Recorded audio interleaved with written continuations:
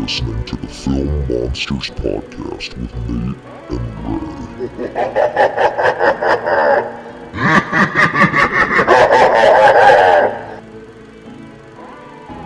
Well, hello everyone, and welcome to the Film Monsters Podcast. I am your co-host with the most, Nate. And I am your co-host with the least, Ray? No, you're like the equal most. Don't down talk yourself like that.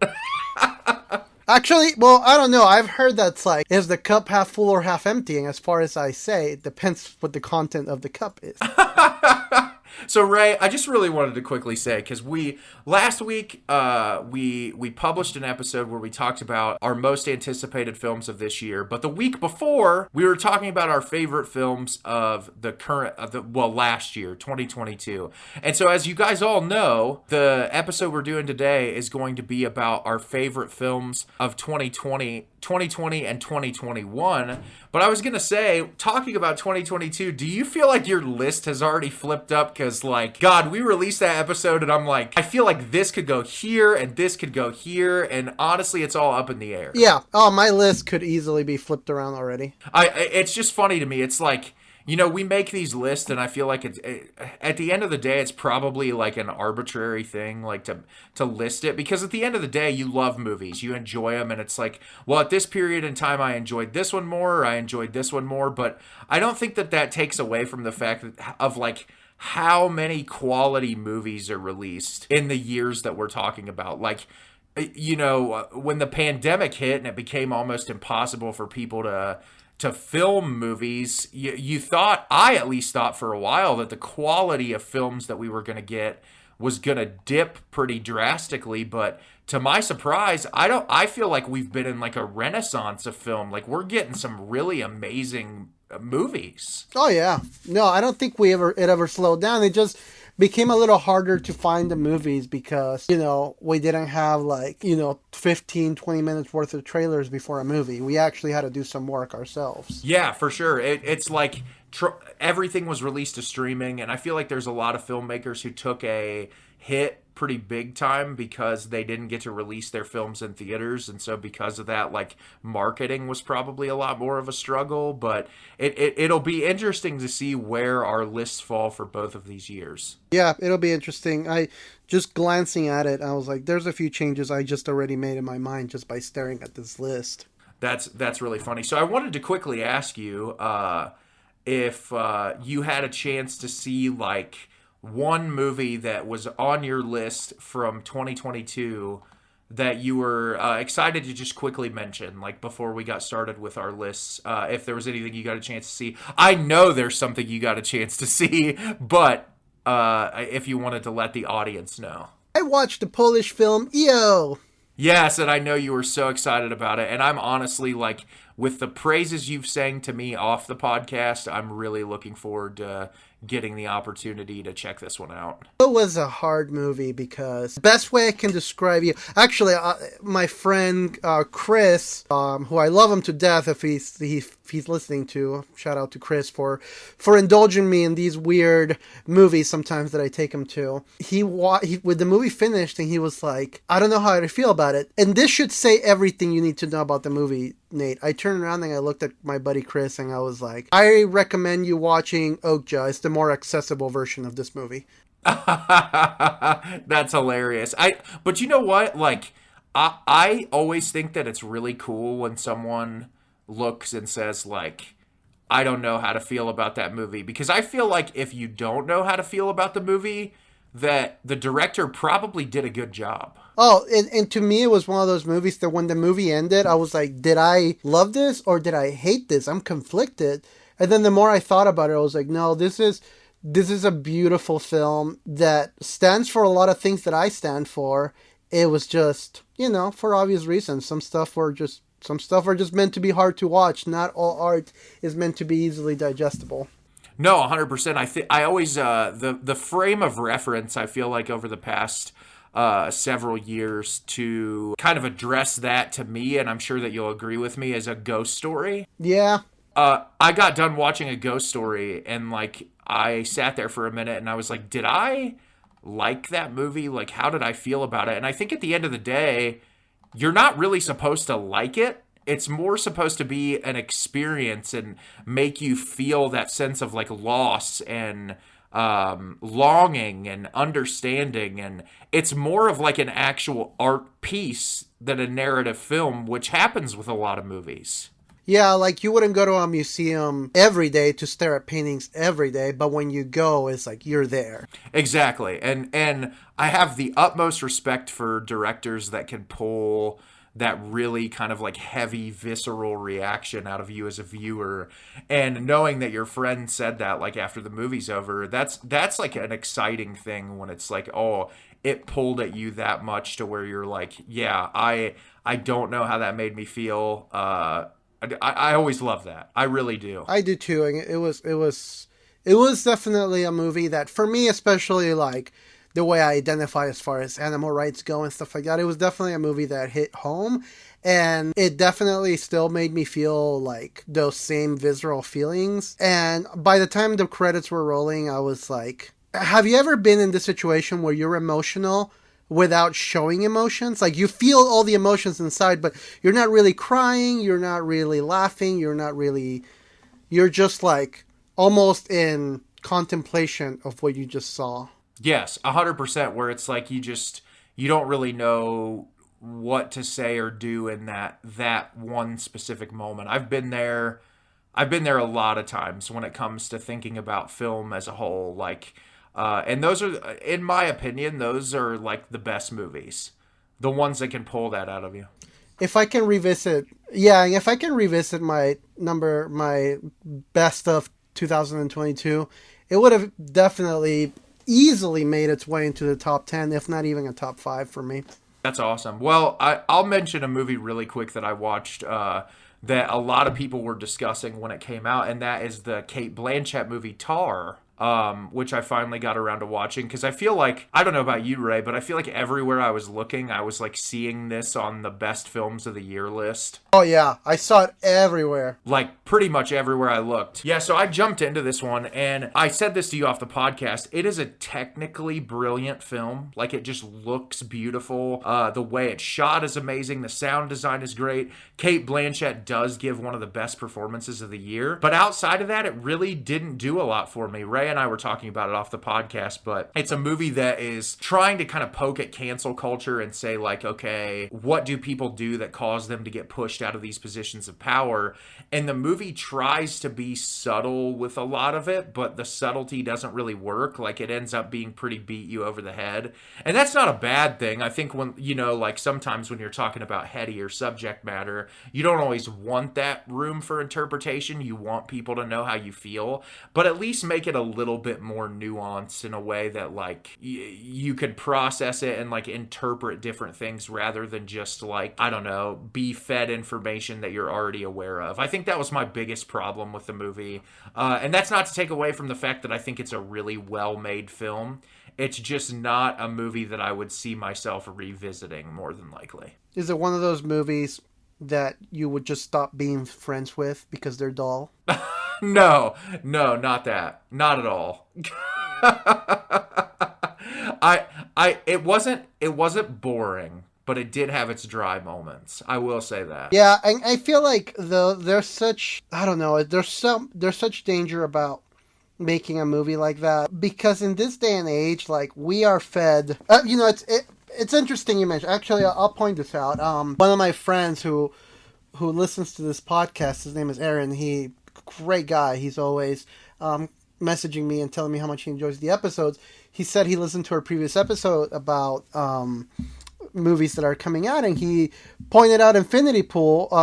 But he said that he wasn't like the most excited about that one, because the older he gets, the more like he just has a hard time tolerating, like, stomaching films that portray, human on human violence. And regardless how you feel about it, the point I'm trying to make is we have been accustomed to a society where certain things are just a normal now.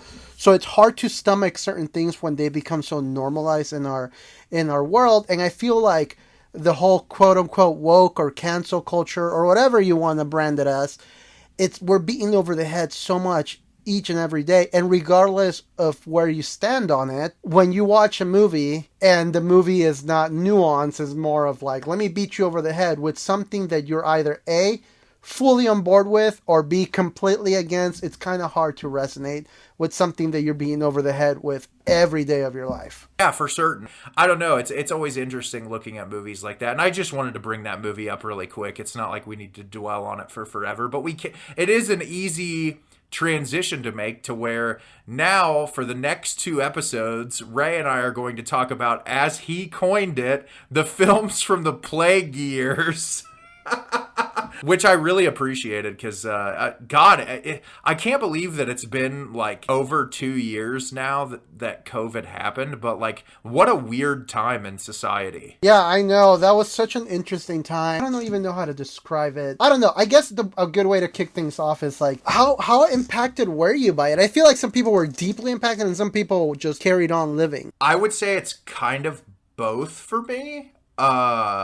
Partially because I was surrounded at that time period in my life by a lot of people who were immunocompromised. And before the vaccine was released and before, we really knew how people were being impacted, before we knew that, like, because, I mean, the severe thing was happening to the elderly, and there were young people that were dying, and, like, there was a lot of uncertainty as to what it was. So being safe was really important for me in that time period. And also, I worked a frontline job in the restaurant industry at that time. So I feel like it was always ever present in my head, because as a restaurant manager, I had to adapt and make sure that my employees were safe and that like the customers were safe. And so that was like, it was an ever present thing in my mind. Yeah, same. I was really fortunate that my job, they didn't shut down. And I work in the I guess you could say the healthcare industry. And our job never closed because we were considered essential workers. Our job really went out of their way to take care of us.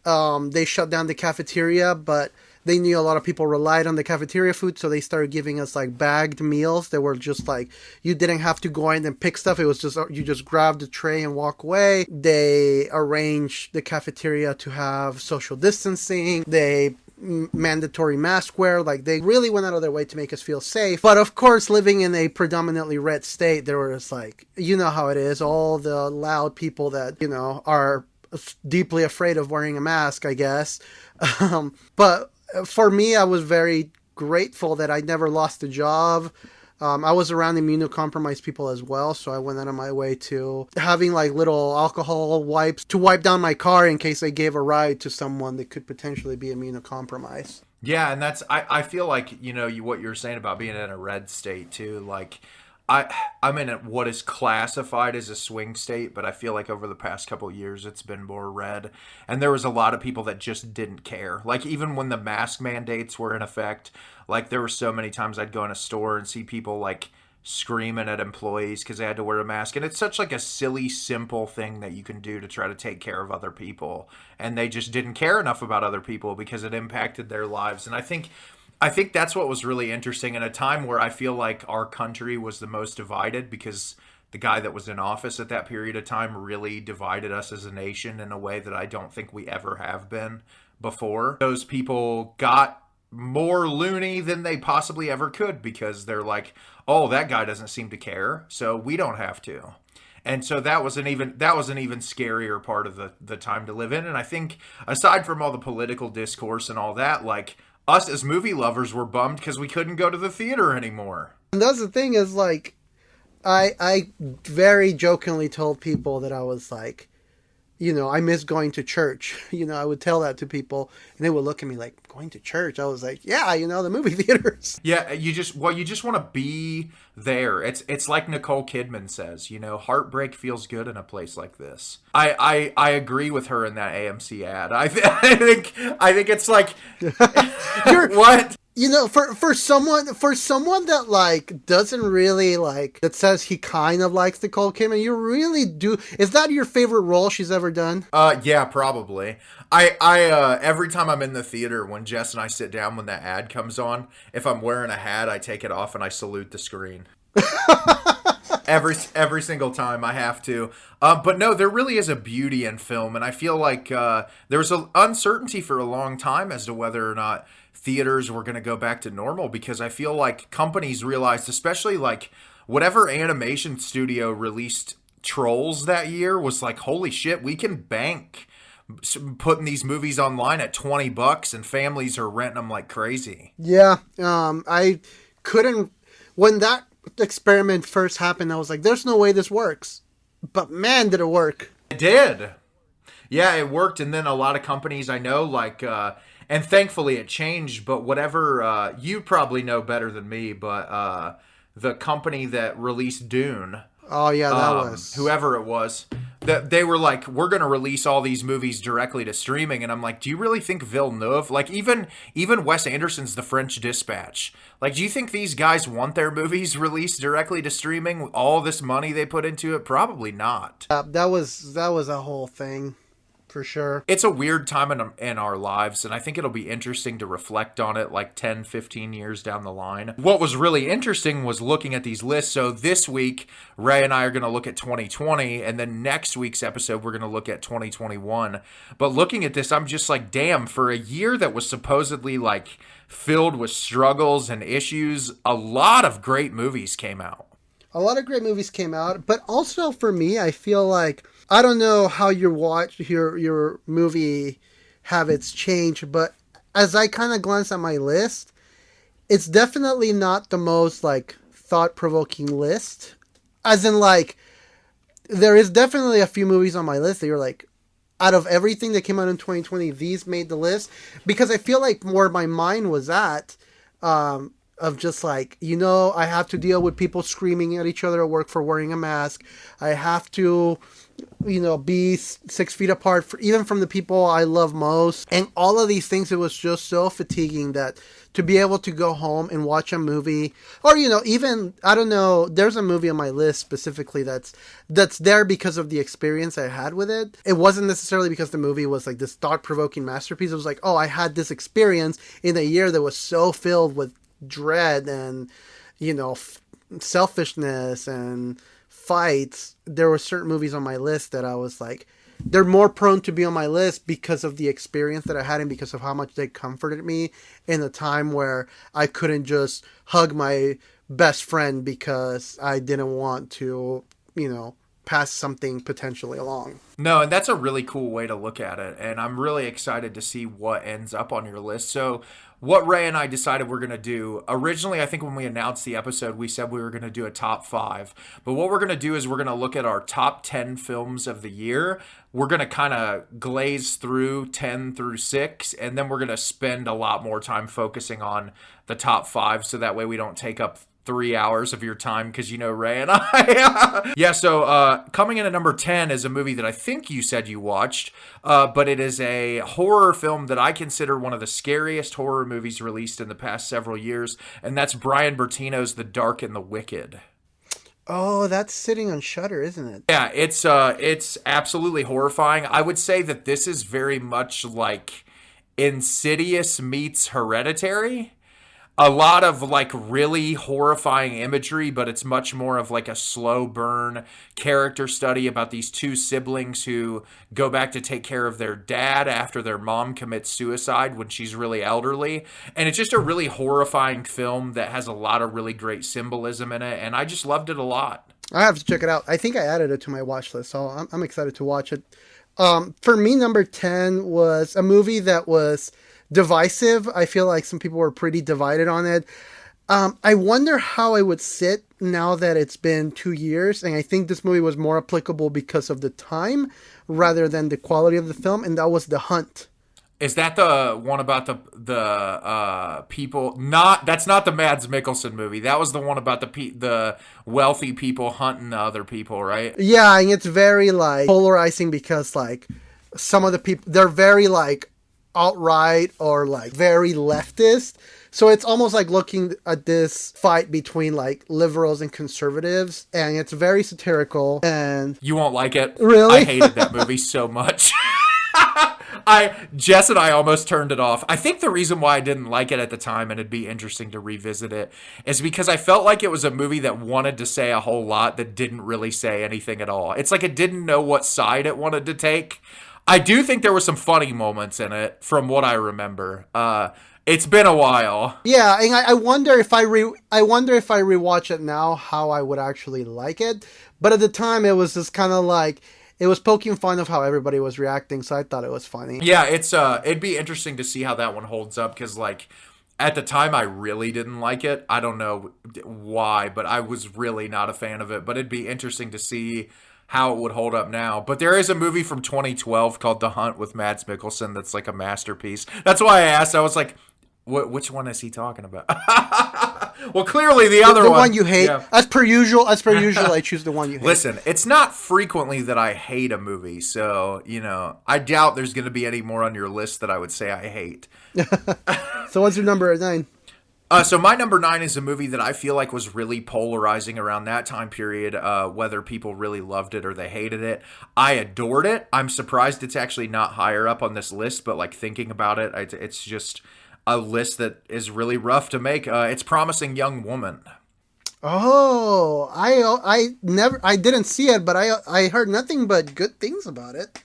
Yeah, it's a movie that tackles, honestly, like, I don't want to say cancel culture, more like Me Too movement stuff, where Carey Mulligan's character is like taking down these people who have like committed sexual assault and done like really horrible things to women. And she ends up like kind of shutting herself off from the world, not really having relationships. And she meets Bo Burnham's character, of all people, and the two of them start to fall in love with each other, and it makes her like rethink the idea of relationships. And the movie is hilarious. It's also really dark, and it takes some twists in the movie that like my jaw was on the floor. The third act of that movie is like, you can't actually believe what happens. And I respect the hell out of the filmmaker for going where they did with it. And it's a blast. I think you'd really like it if you watched it, Ray. I'm going to have to look it up then. Yeah, it's really great. So number 9, Promising Young Woman. So number 9 for me was Christopher Nolan's Tenet. A movie I still have not seen, but I actually have a buddy. His name's Brian, shout out Brian, that I went to college with, who was a huge Christopher Nolan fan, and I believe the year this movie came out, he watched it like 27 times. 27 yeah, times? It's like his most logged movie on Letterboxd, but like shout out to him. It's insane. And somebody on the last day of our class brought him a Christopher Nolan Tenet poster, which I thought was cool. To be fair, and I think one of the reasons why I enjoyed it so much. So if I'm being honest, Tenet, if we were to do a Christopher Nolan ranking, Tenet would be towards the bottom. It's not one of my favorite Christopher Nolan movies, but I feel like at the time this was one of the first movies that I saw again in theaters, in an IMAX screen. The experience alone, being able to like finally anticipate a movie in theaters again was very surreal, because I didn't think that was going to happen for a long while.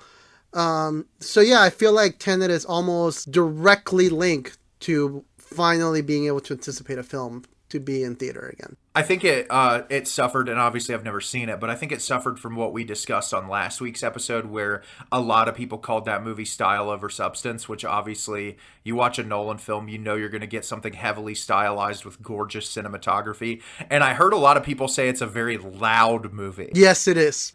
Which it doesn't surprise me, but I actually really wanted to see it because I think, isn't Denzel Washington's son the lead? Yeah, and Robert Pattinson. Yeah, which great casting. That's enough to pique my interest. So it's one I've wanted to get around to watching. I've just never seen it. It's cool. Like I said, it would be towards the bottom of my Nolan list, but I still enjoyed it, and I think it came down to the spectacle of being able to finally watch something in theaters again. Yeah, that totally makes sense. That's a solid pick, and I wouldn't expect anything otherwise. I know Nolan probably shows up on your list whenever he puts a movie out, which makes sense. Yeah, he often does. So that's number 8. My number 8 film is a movie that went directly to streaming on Prime Video that I've seen twice now, and honestly, it probably would end up higher upon multiple revisits, but that is the Aubrey Plaza-led film Black Bear. Oh, this is one I heard of too. Yeah, so Black Bear stars Aubrey Plaza and Christopher Abbott, who may show up on this list again later. But it's a movie that is kind of like two movies in one. The movie starts off where it's Aubrey Plaza is going to this cabin in the middle of the woods by herself to kind of just be alone and relax. And Christopher Abbott's character shows up there. The two have kind of an estranged relationship. And then something happens at the midpoint of the movie that shifts the plot to where then it becomes Aubrey Plaza is an actress in a movie directed by Christopher Abbott at the same location. And it becomes this really interesting film about dueling identities. And obviously, me being a David Lynch fanatic, loving movies about dueling identities, this movie was great to me. It's psychologically thrilling. It has some comical moments. Aubrey Plaza gives an amazing dramatic performance. Definitely one I'd recommend to anybody check out. It's great. Oh, awesome. Yeah, so Black Bear, that's my number 8. I need to make a disclaimer before we continue. My list is solely based on movies that I watched during the year. So, like, if I've seen a movie that came out in 2020, but I watched it, like, you know, a month ago, I'm not counting it. I know that's just a weird rule I imposed on myself. You don't have to follow that rule. It's just a weird rule I imposed on myself. Yeah, that's definitely not the rule I'm following, but yeah, that's it's totally mostly cool. because I didn't have enough time to go back and see what else that I watched recently that came out in 2020. It's more because out of laziness. No, that's totally cool. Well, hit me with your next one. The reason why I brought that up is because I think I know which one you're talking about. What's his name? Abbott. Yeah. I think I know which one you're talking about, and that one would have definitely ended up on my list, but I didn't see it until like 6 months ago. No, totally fine. Well, hit me with your number 8. My number 8 was the A24 movie First Cow. First Cow is a movie I have still not seen, and I've wanted to see it since it was released, and I feel like I'm not going to watch it till I get around to it when I do my A24 video for YouTube. But yeah, I've heard nothing but good things, and it's also directed by Kelly Reichardt, who has a film coming out this year through A24 called Showing Up. First Cow is just the story about these two guys. One is, I believe he's like Native American, or I can't remember his nationality. It's been a while since I've seen it. And obviously a Caucasian guy, and they kind of, through unlikely events, pair up and start making these like treats, just these like little savory treats that they sell to make some money.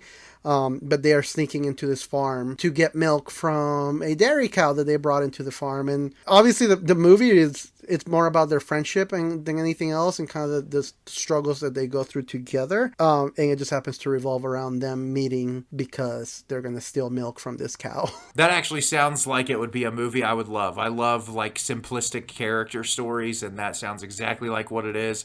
And I'm sure, knowing Kelly Reichardt, that it is shot beautifully. Oh yeah, it's beautiful. And obviously, you know me, I love me some cows. Animal movies in general. I just have a feeling that if an animal movie is going on your list, like, it's going to be top tier. Oh yeah, I love me some animals.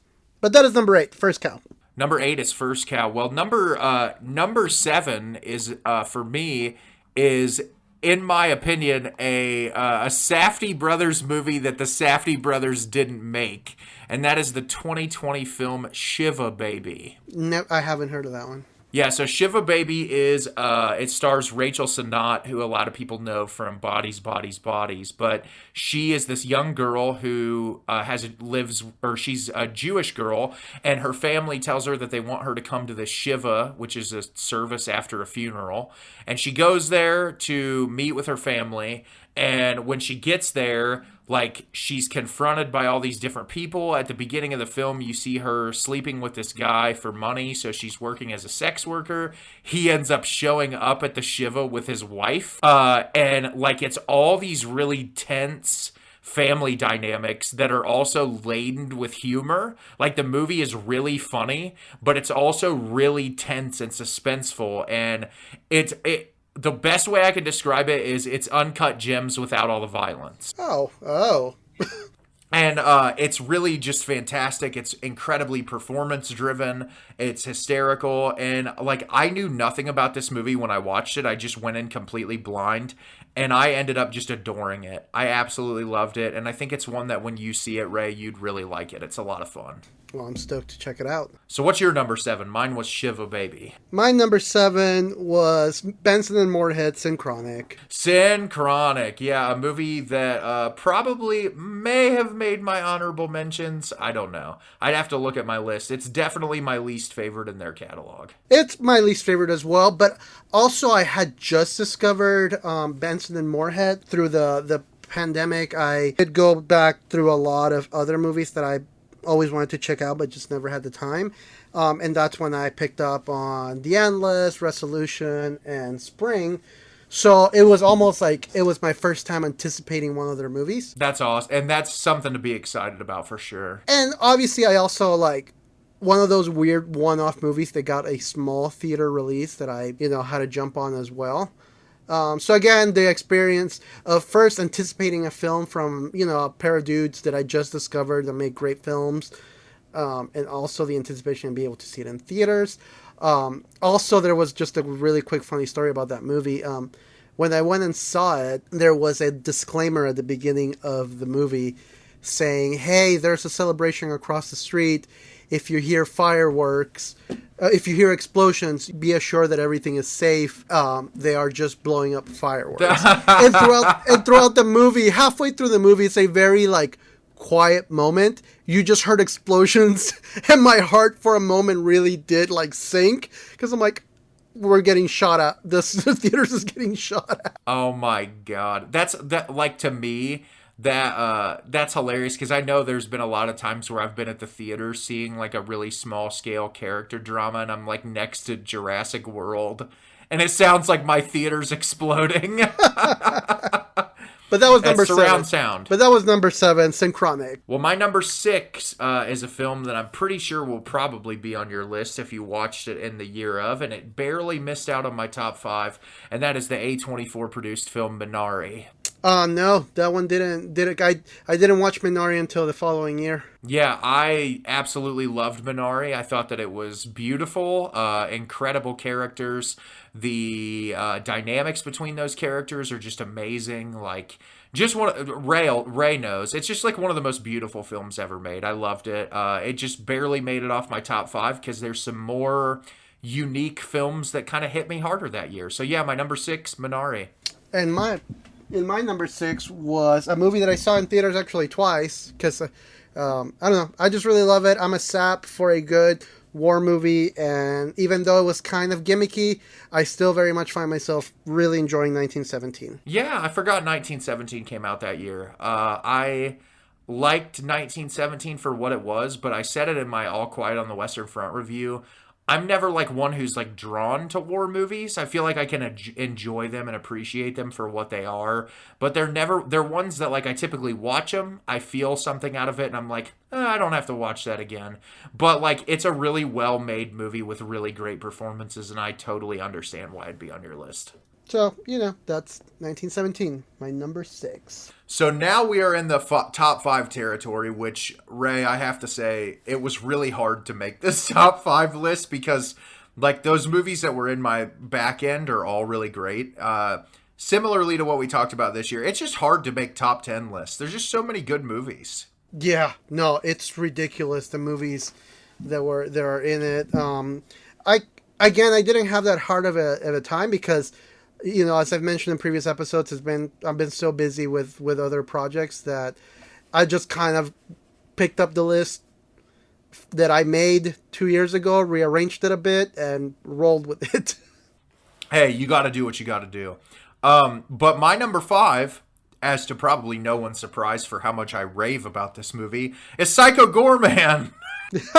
That came out that year? Psycho Goreman came out 2020 directly to streaming. I loved Psycho Goreman. I've praised Psycho Goreman on this podcast 500 million times.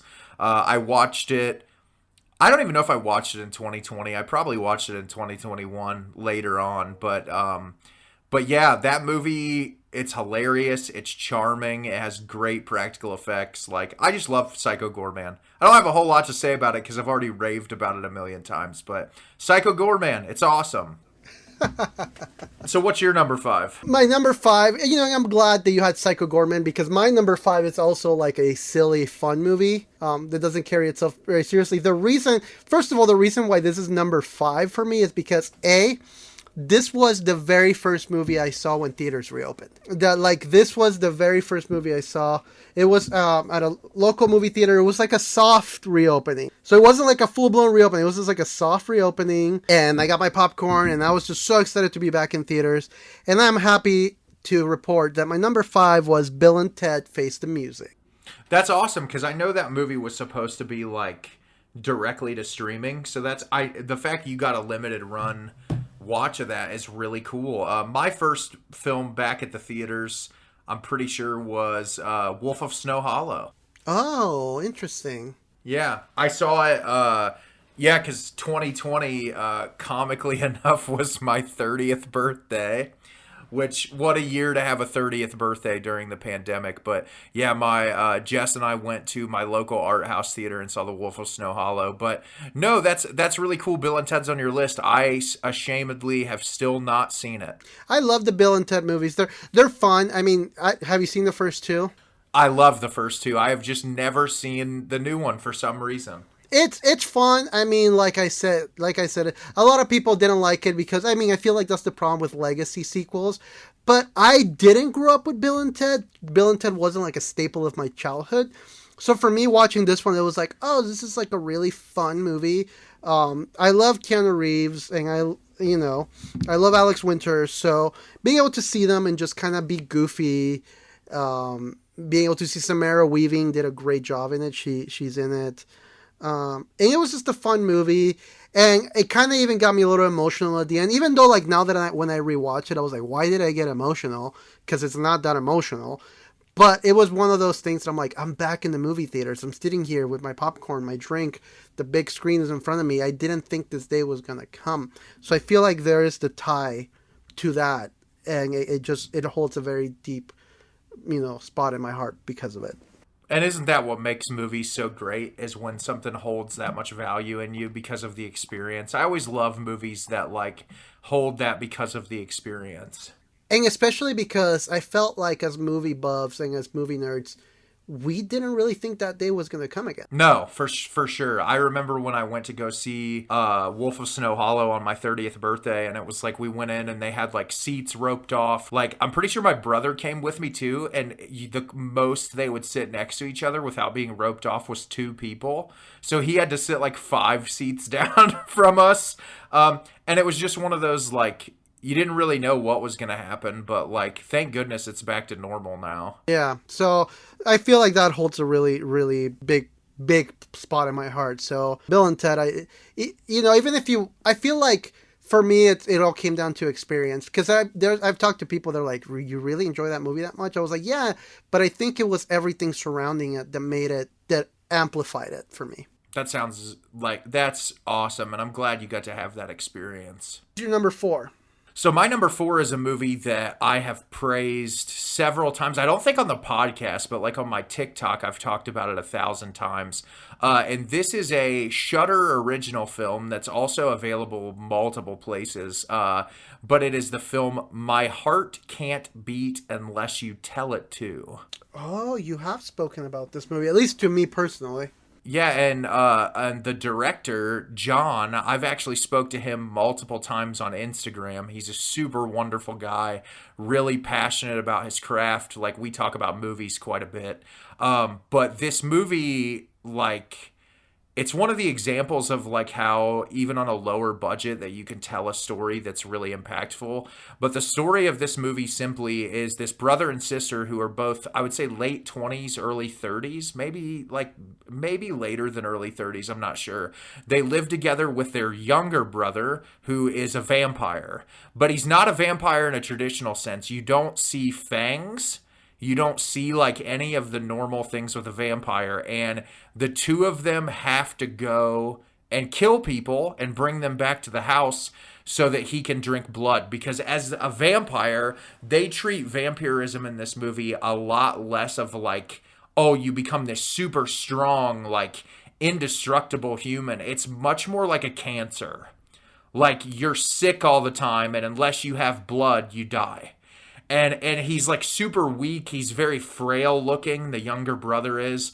And the movie is the older brother doesn't really want to do it anymore. He's getting to a point where he wants to have a life, and the sister is very much like noticing that he no longer wants to live that life anymore.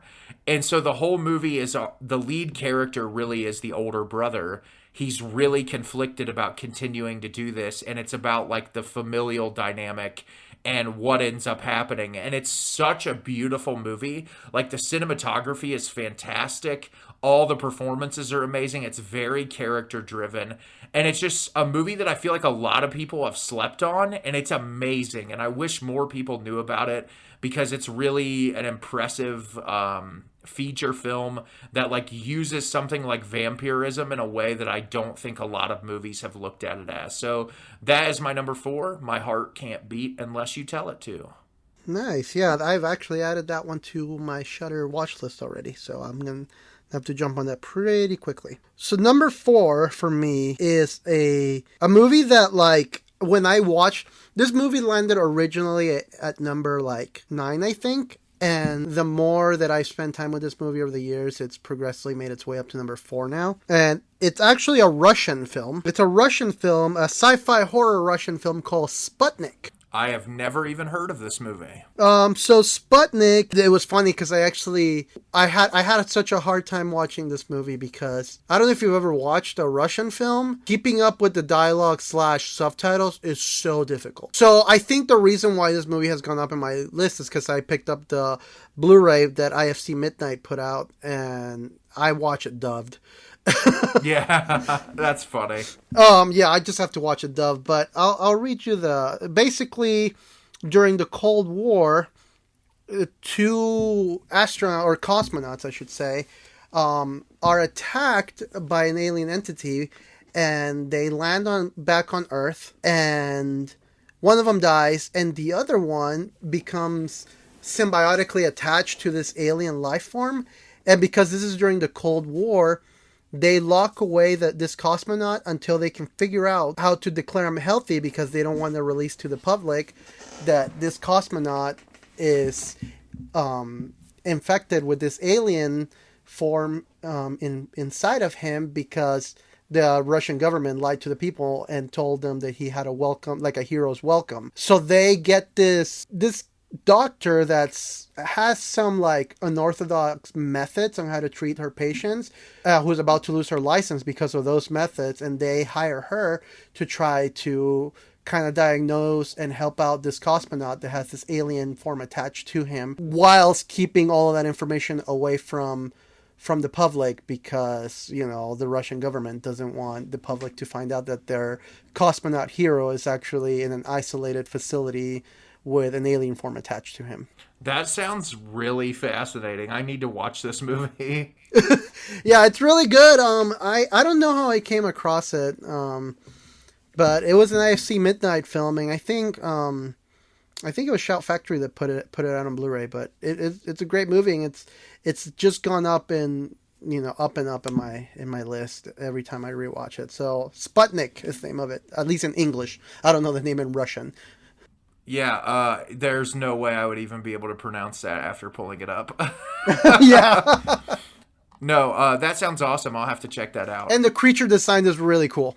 That always makes a movie whenever it has really cool creature design. I would agree with you there. Well, my number 3 film is a movie that if you looked at me and asked me what are the most underrated films of all time, this would probably be in my top 3 of movies that I feel like nobody ever talks about, nobody ever speaks on, but that is just, in my opinion, absolutely incredible. And that is the film The Kid Detective.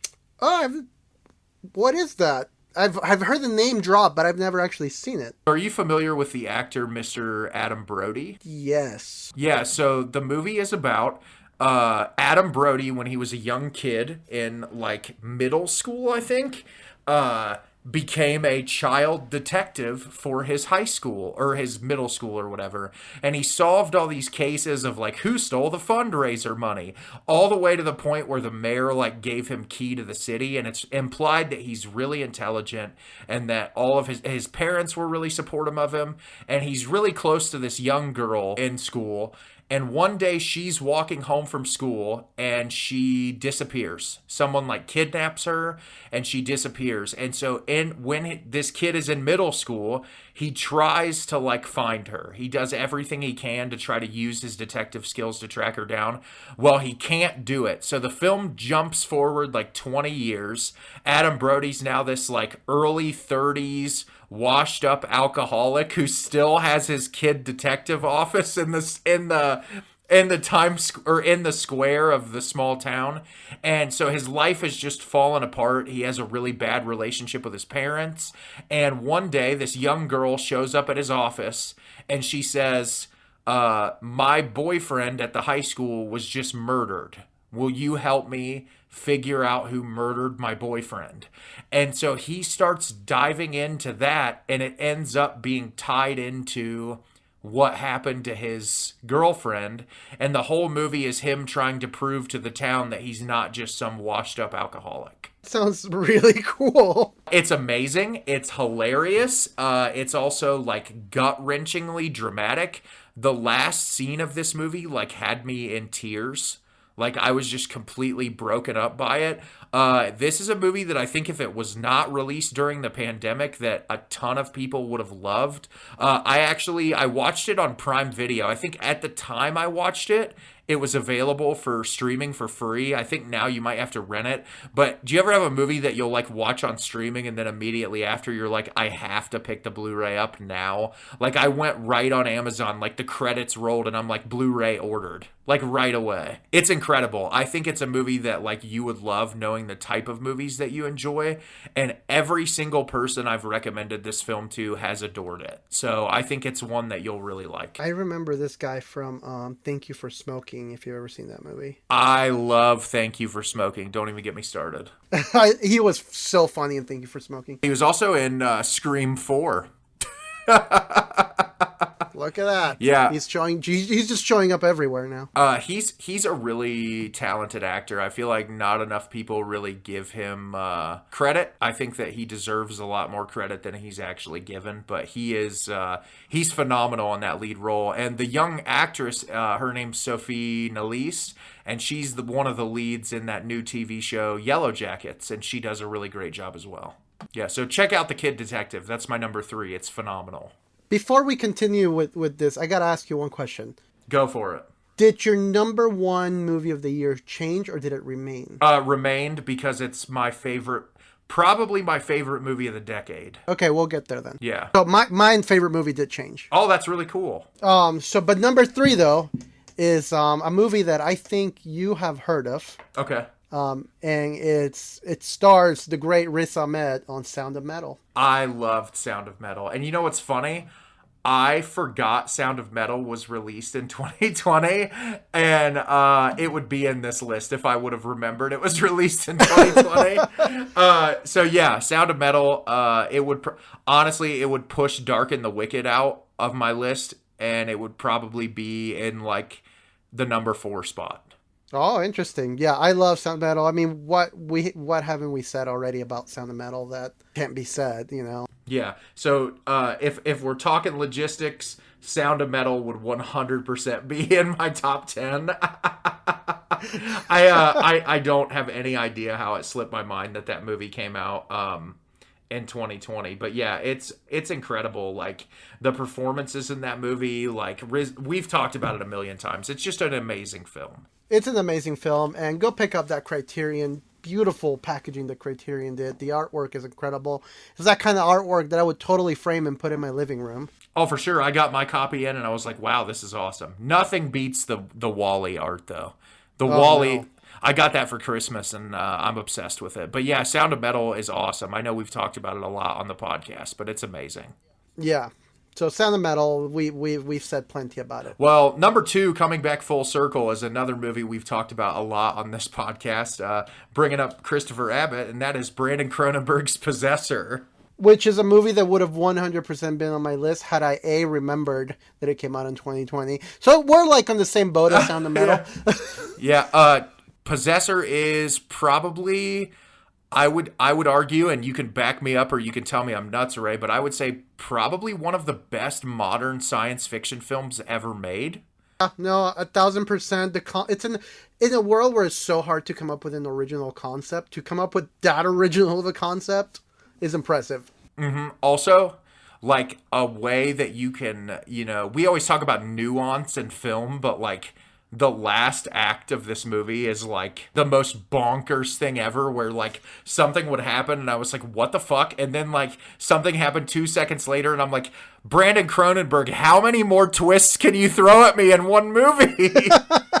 Like by the end of it, my brain was just scrambled. But on top of that, like, I love the cinematography in this film. I love like the weird like overlay shots where like Christopher Abbott is like fighting back at Andrea Riseborough, like where it's like all red and like he's trying to fight for control of his own body. It also says something really interesting about like sexuality and like there's this Brandon Cronenberg is very similar to his dad and that he explores a lot of really dense themes in his movies. Interesting. Yeah, I would agree with all of that because I feel like it must suck to be related to David Cronenberg, because how do you outdo David Cronenberg? I'll say this movie is better than a lot of David Cronenberg's films. Yeah.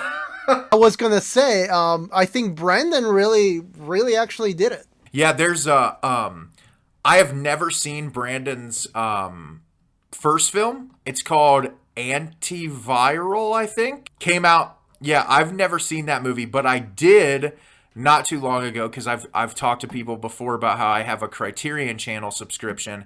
Recently, Criterion Channel released one of his early short films. It's called Please Speak Continuously and Describe Your Experiences as They Come to You, which, what a fucking title. But I watched that. It's only like 12 minutes long, and you can see that was a huge influence on Possessor. Like, just watching it, it's so heavily stylized. It's brilliant. Like, dude has a promising career out for him, and that's obviously why last week we talked about Infinity Pool, which I think we're both very excited for. Yeah, for sure. I don't know anything about the movie, and I don't want to know anything about the movie. Yeah, I kind of even want to avoid trailers. I know a trailer's released, and I've refused to watch it because I know that's when I'm going to be in the theater the first week that it opens, and I don't really care. So my number 2 is Possessor. Brandon Cronenberg. Gotta have that fucked up stuff on my list. Otherwise, it wouldn't be me. You're all about the crone. Yeah, and how in the hell in every movie that Sean Bean dies did he get literally eviscerated and still walk away alive? I know. I was like, that is the real plot twist. Yeah, Sean Bean not dying in a movie. What a shocker. So, what is your number 2? So my number 2 used to be my number 1, but the more and more I thought about it, it's not a movie that I revisit as much as my number 1. That's why the swap happened. But my number 2 is The Color Out of Space. Color Out of Space. I am shocked that something pushed that out of the way. It just swapped with my number 2. That's all it did. Yeah, that's Color Out of Space is a blast. I had a lot of fun with that movie. I did not know what I was going to be in for. I didn't realize that Nicolas Cage was going to be like screaming about a tomato or whatever. Like it really goes a little bit wild. And I know you're like a sucker for any sort of Lovecraft stuff. Oh yeah, no, for sure. Like I said, the only reason why like this movie didn't got pushed last minute was, I'll explain why when I tell you my number 1. But this movie is just one that I unfortunately watched this movie alone. Like, not a lot of people that I show this movie likes it, so it became more of like a lonely movie for me. Like, I'll watch it alone type of thing. Versus the movie that I'm going to talk about, I have more familial connections with it. But it was fun. You know me, Nick Cage. You can't have a Ray list without a Nick Cage movie in there.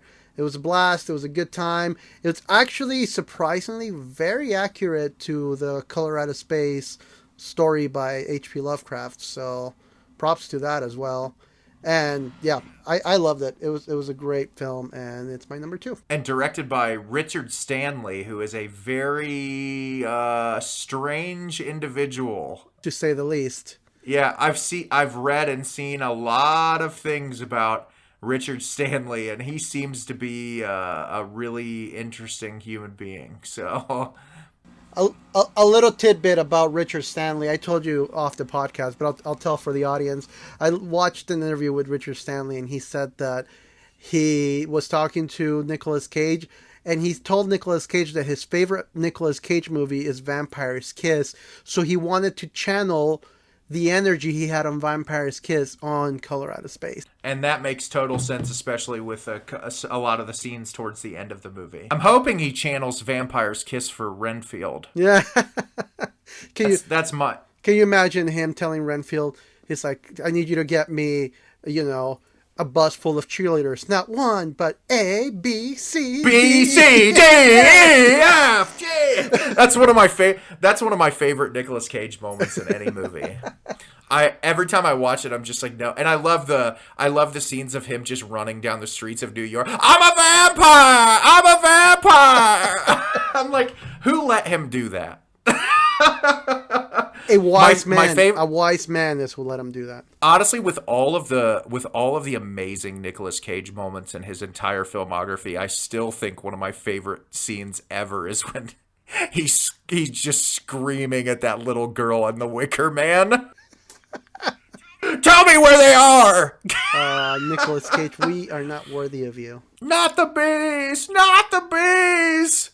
The Wicker Man's a guilty pleasure of mine. It's a terrible fucking movie. Like the Nicolas Cage one's terrible. The original's a masterpiece, but like it's a terrible movie. But my God, Nicolas Cage really gives it his all, and it's hilarious. He punches a woman inside of a bear costume, just knocks her out cold.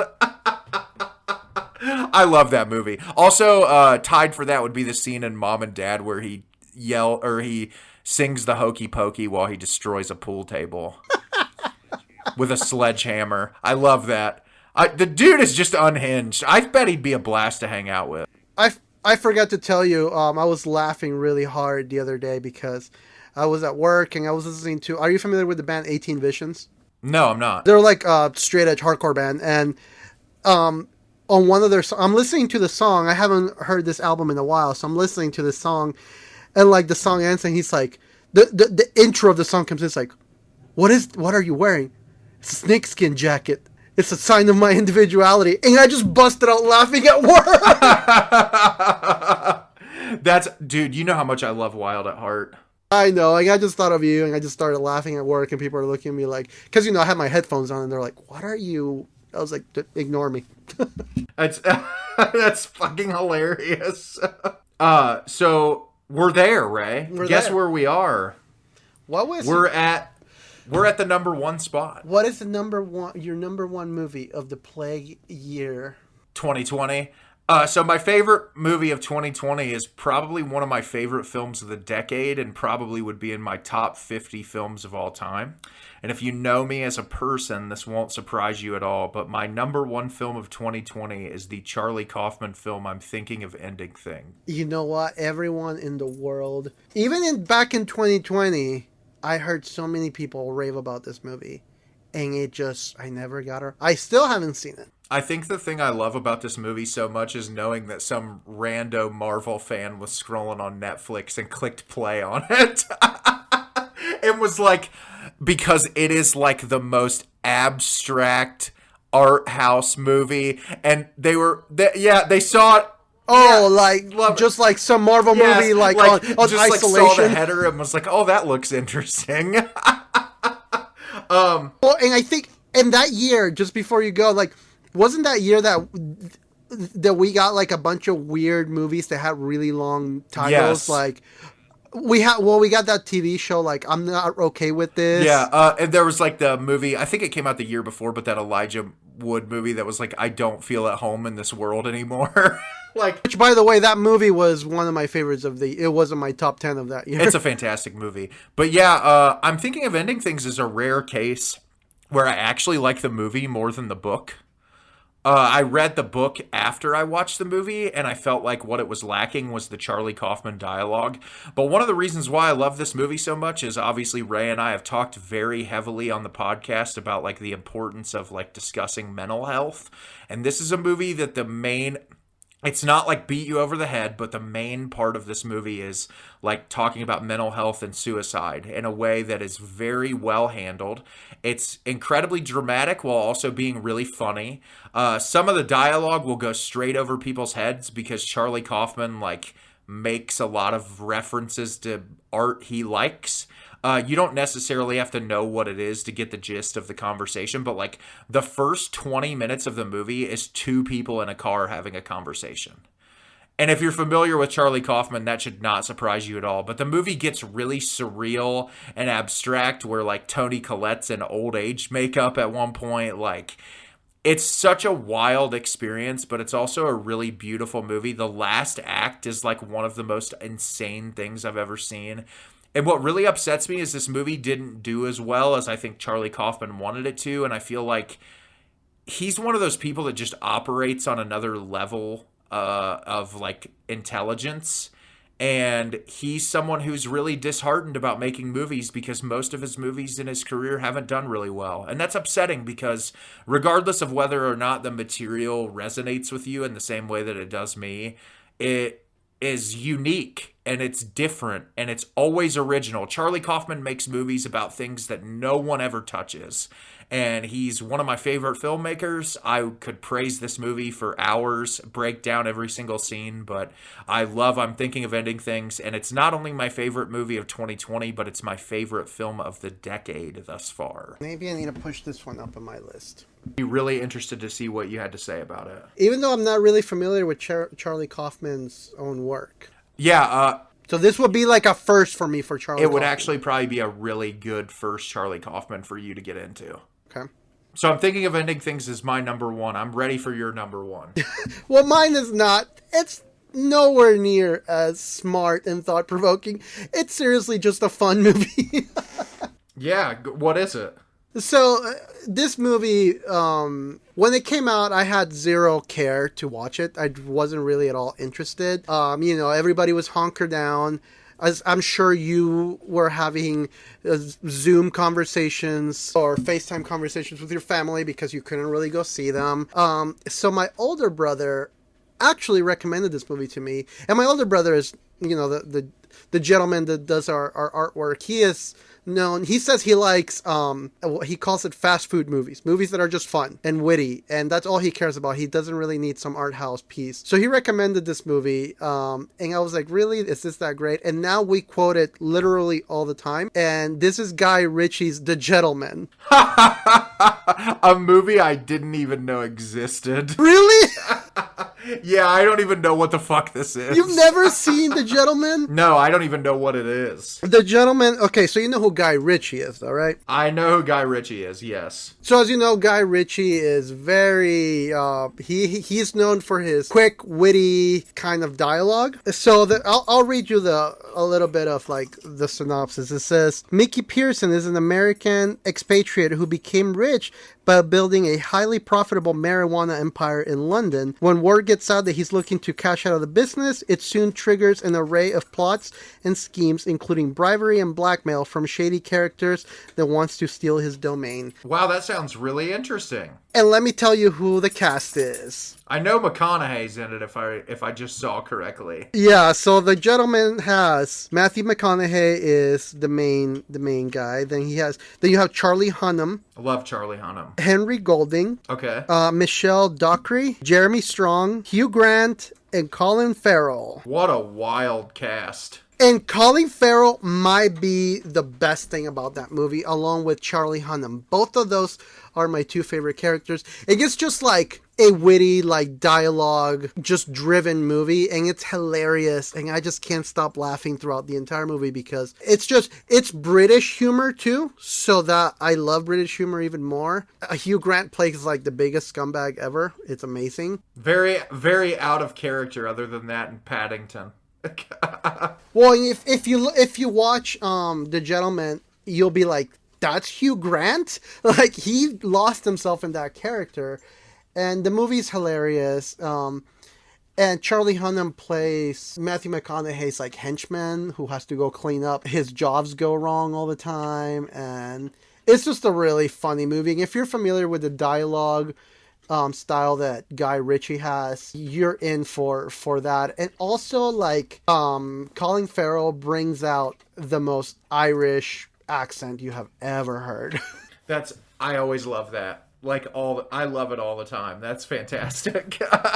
And like I said, this is a fun movie. This is not some art house piece. It's just a really fun movie. And I think I loved it so much because I was able to bond with people, you know, in a time where I couldn't really go see my family. I couldn't be near them. You know, the rest of my family lives in Southern California. So being able to bond with them through a movie and we can just quote it and laugh about it. And when things kind of got dark and kind of depressing, we were able to reference back. I mean, the movie came out in January. So the fact that we were able to just kind of reference back to that movie as comforting. It's been a movie when I had some really bad depressive episodes. I can put it on and laugh about it and reminisce about how that movie kind of kept us a little sane throughout like the beginnings of the pandemic. No, that's awesome. And like I said, we were talking about it before, but like, it's always cool when you connect with film in a way that like the experience and where that film was at that time in your life was important. Because like a movie, for example, that like I think about it now and like I can't really watch it the same way anymore because I know how terrible of a movie it is. But like when I was a kid, my younger brother and I used to watch Master of Disguise together all the time. And I know that's not a good movie. I know it's a bad movie, but it's one of those movies that like meant a lot to us and how we connected and how we bonded when we were younger. And like when I think about that movie, I have a lot of positivity surrounding it because of just where it was for me at that period in my life. And so those kind of movies are always the best. Oh yeah, for sure they are. And that movie is just one that, like I said, when I was rethinking about the topic, because originally that one was my second favorite movie of the year, but then the more I go back and think about how it pretty much kept us sane during like a really dark time in history, I can't help but to just look at that movie in so much fondness, and it just means a lot to me. So versus what I was saying, The Color Out of Space was more of like a movie I watched by myself because, you know, most of my family thinks I'm nuts for liking stuff like that. Yeah. Oh, that's the life of a person who likes weird movies is that most quote unquote normal people think you're a freak. Right. So The Gentleman was definitely more conventional, and it kind of brought a lot of my family, especially with my family who I don't always like click when it comes to movies because I am the weirdo, you know? So it was fun. And I that movie just holds a really dear place in my heart. And yeah, it was, when I was rethinking things, yeah, that is my favorite movie of the year. That is awesome, and I'm really really glad that we got to do this list because I think it's really interesting to just see, especially in a year where the movies that were released were kind of all over the place. It's really cool to see that our lists are kind of all over the place with the types of movies that are on them, and I think too that year what people were seeking out and they wanted were things that were more comforting and movies that like brought them some kind of peace because the world was really like doom and gloom at that point. Yeah, for sure. Yeah, so that's our part one of films of the plague years. I feel like 2021 was much less of a plague year, but still, I think you can bucket the two of those together 1,000%, especially like early 2021 where people were still trying to get their footing. But I'm always appreciative of your list, Ray. I'm so glad that there were like multiple movies on your list that I'm like Sputnik. I'm like, what the hell even is this? Like, and it's cool because every time I check out a movie that you recommend, like I've said this before on the podcast, but like, no matter what it is, I always respect you for putting your opinion out there. And that's what I love about this podcast, and what I hope Ray and I can do with this podcast and like any platform I'm on, is get people less afraid to talk about the movies that they like, and like really just kind of, put yourself into it. Because even if you just like a movie and you're like, oh, the reason I like this is because it makes me laugh, like, you should be able to talk about those things openly and really be passionate about them. And I'm glad that on our podcast especially, that we've created a platform that even if we don't like something that the other person likes, there's never like a intense like, oh my god, you're so dumb for liking this. It's like, no, you like what you like because it does something for you at that period in time in your life, or it means something to you. And I'm glad that we've been able to create a space like that in the film community.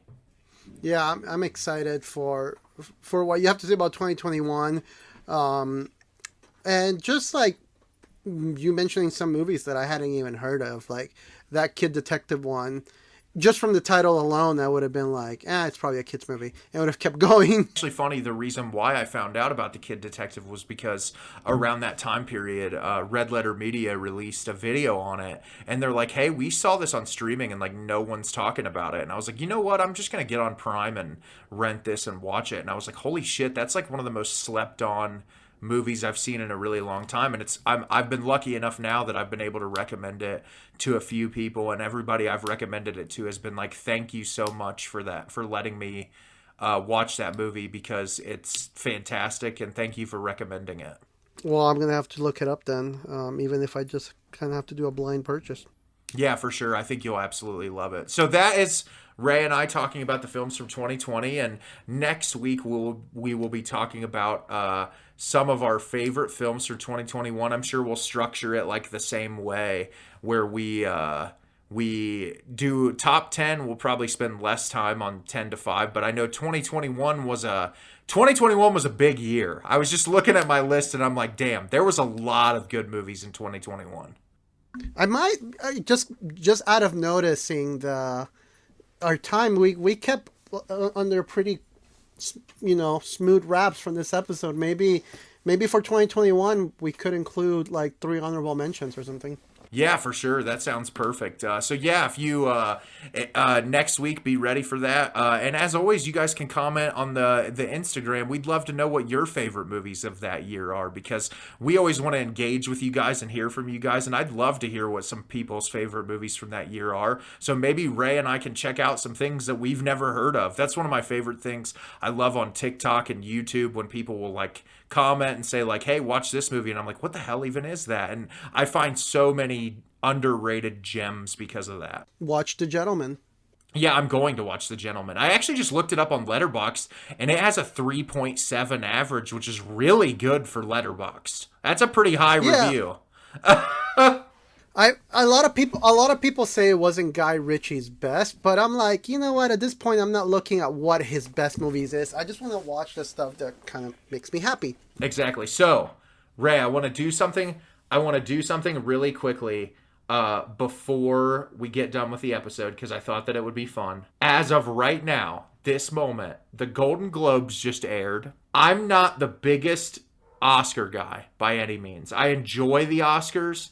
But I just want to quickly ask you, what film do you think is going to win Best Picture at the Oscars? Oh my gosh, I don't even know what the best films for the Golden Globes were. Yeah, so I'm pretty sure Banshees of Inisherin won for drama and comedy, and then I can't remember what one. I'll have to look it up for drama. I think it's so stupid that the Golden Globes splits it up. Because, like, let's be real, Banshees of Inisherin was funny, but calling that movie a comedy is pretty much a stretch. So Banshees of Inisherin won comedy, and The Fabelmans won drama. And so what was nominated, The Fabelmans, Top Gun Maverick, Avatar Way of the Water, and Elvis were nominated for drama. And I know Everything Everywhere All at Once was nominated for comedy, but I can't remember what the other movies are. But like, even... Oh, it's Babylon and Glass Onion and Triangles of Sadness. Oh, Jesus Christ. So just off of getting those ideas, because I don't even think the official nominees for the Oscars have dropped yet. What would you think if you had to pick? I just think it's fun. I think it would be the Banshees of Inisherin. It's gotten so much buzz. And then the director has a great track record with like Three Billboards Outside of Ebbing, Missouri. So I think Banshees of Inisherin has a real shot. Yeah, I think like I don't know what the Golden Globes was thinking. I loved The Fabelmans. It was in my top. It's like in my top 10 movies of the year. But I feel like Spielberg is always a safe choice. I agree with you. I think Banshees of Inisherin has a really good shot. But I will say I'm hopeful it's Everything Everywhere All at Once. I feel like, here's how I see it. It's kind of like when Parasite won Best Picture. That safe choice would have been 1917, in this case, The Fabelman. But the gutsy choice was Parasite, which I think that's where Everything Everywhere All at Once and or Banshees of Inisherin falls. I can see Banshees edging out Everything Everywhere All at Once because it's a lot more of a dramatic piece, and Everything Everywhere All at Once, you know, for the audiences that are more like highbrow Oscar people, it's still not a hook for them. I'm really glad Michelle Yeoh won an award for Everything Everywhere All at Once at the Golden Globes, because unfortunately I think Cate Blanchett's going to get the Oscar. I would prefer her to win, Michelle Yeoh, because I think she's just incredible, and I'd love to see Everything Everywhere All at Once kind of like sweep the awards, but I'm glad she won that. But I do think Ke Huy Quan has a really big chance of winning Best Supporting Actor, just because of like what a comeback story that is for him. If he wins Best Supporting Actor for the Oscars, I don't even care about the rest of the awards. Neither do I. I just like watching his speech at the Golden Globes kind of restored my faith. My faith in humanity. It was hard. It was heartwarming. It gave me the feels, man. Yeah, I was talking to Ray off the podcast, but the Hollywood Reporter released like an actors roundtable where they talked to him and Brendan Fraser and Colin Farrell and Adam Sandler, and I think Austin Butler was there. There was a couple other people there, but what was so cool was he was talking about like getting back into acting and like the struggle. And what was so beautiful was like Colin Farrell saying, he like stopped it and was like, hey, he's like, your performance in that movie was unbelievable, and you belong here just like the rest of us do, and your performance is like better, if not more superior than my own performance. Like, seeing people that are that humbled by someone's story, like even like The Whale wasn't my favorite movie of the year, but like seeing what Brendan Fraser's been through and like what a wonderful human he is and how amazing of a performance he gave. I love seeing good people like that win. It's amazing. Well, and then I'm hoping, I haven't seen Elvis, but you know, good for Austin Butler. You know, he's a young kid who is getting his name out there, and to hopefully be taken under the wing of, you know, the greats like Colin Farrell and Brendan Fraser. Like, hopefully that is a good pathway for him to grow up to be an inspiration like those actors. I mean, getting a Golden Glove for Elvis, I haven't seen it. I can't speak for that movie. But I know Austin Butler has done some pretty cool stuff. I mean, he was out there trying to kill Brad Pitt doing some devil shit. I was really glad that Colin Farrell won for Banshees of Inisherin. I was really glad that he won. Granted, he got Best Actor in a comedy, but like his performance, I think Ray and I can both attest to how incredible his performance was in that movie. He's just one of the best actors working today. Why don't you like me no more? Oh God. You feckin' asshole. It'll be really interesting to see what happens. Obviously, it might be fun actually, Ray, when the nominations get announced. Maybe as part of the episode, we can go through and do a like check mark voting and see who wins. I actually thought about doing an Oscar episode where we go through the main categories and talk about them. Yeah, whenever those get announced, maybe we'll push that in there before the Oscars, because the Oscars are like February. I'm surprised that the categories aren't out yet. But yeah, that'll be really cool. I think that we should definitely do that. And then we can talk about the winners when that happens. But yeah, I just thought that'd be fun to talk about because we might not be invested in the awards, but I think it is cool when like the year Parasite won everything. When a movie like that, when the Academy finally realizes, hey, I can nominate a movie for Best Picture that has subtitles and let it win. Like, people don't understand that if you just got over watching movies with subtitles, you're missing out on so many incredible films. Yeah, I remember that year. For me, it was like this. For me, it was like the safe choice is 1917. The highbrow choice would be Roma, but the gutsy and the right choice should be Parasite. Yeah, and don't get me wrong, I loved Roma. That movie is beautiful. Yeah, no, it is absolutely. But yeah, so that's our talk about the Oscars so far. Be expecting to hear more about that in the future. As always, you can follow us on Instagram over at the Film Monsters Podcast, where you can get updates about the episodes and what have you. And you can follow Ray and I at Analog C and My Exit Unfair if you want to see a bunch of stuff posted online about my goings on YouTube, and Ray posting about albums, which I don't often self-promote on here, but Ray, I was very excited. I hit 1,000 subscribers on YouTube today, and that was a pretty big moment for me. I feel like I've been working on that for a long time, and I was really excited, and I'm excited to make a video about hitting 1,000 and promoting the hell out of our podcast. Yeah, finally, promote our podcast. You always forget about us. I forgot about us on that one live stream, damn it. But yeah, no, exciting things in the future. I think 2023 for our podcast is going to be really exciting. I'm having a blast with it. I appreciate you, as always, Ray, for being so great and providing so much insight. We always have a lot of fun on here, and we look forward to seeing you next week. Now go out there and do the devil's business. Do the devil's business. Goodbye, everyone.